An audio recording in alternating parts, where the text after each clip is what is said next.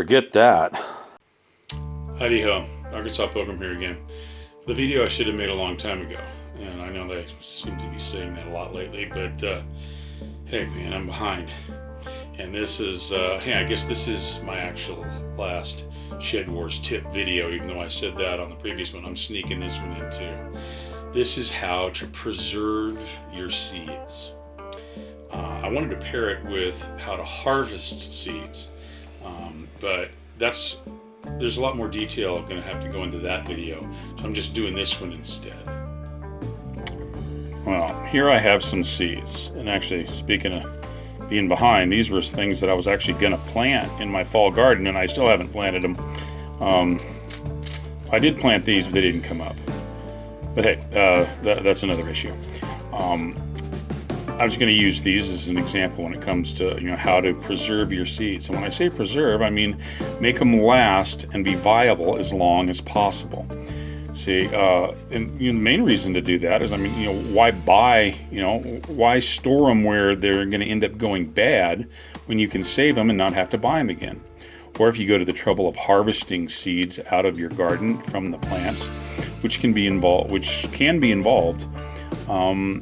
you want them to last as long as possible.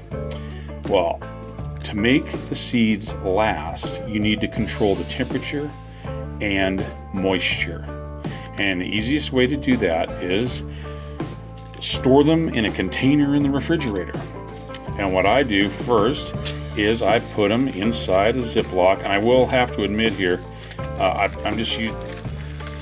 these are not the sandwich Ziplocs are not the best, because if anybody has ever tried to make like an ice pack out of them, you'll know that they're not sealed. They're basically to keep your sandwich from touching something. They're not airtight. They may have holes in these areas where the edges are sealed, but they still at least make some kind of barrier that it doesn't have a real easy airflow. But it's better to use like a quart. Actually, the best are freezer bags. They're thicker and they're sealed very well on the edges where the way they're made.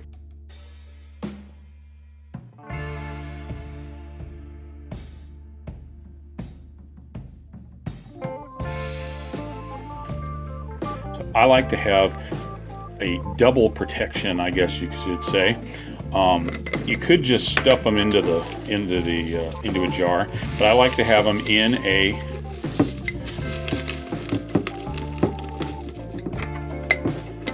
Ziploc and in a jar, and then you stick this in the refrigerator.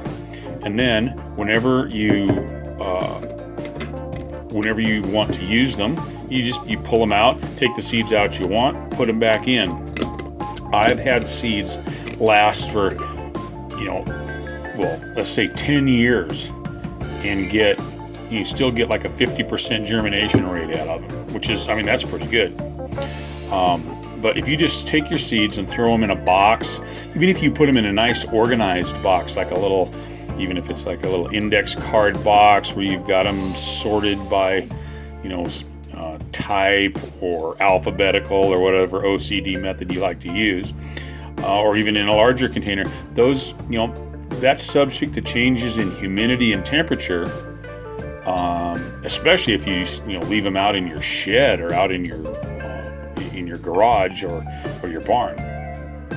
You want to keep them in the refrigerator where they're cold and the air is very dry, because cold air doesn't hold much moisture. And you also have them double protected, so that even if you do take some out, it's one of the reasons for having the bag, they're still pretty well protected even if you open it and take the ones you want out. So anyway, that's my actual last tip for Shed Wars.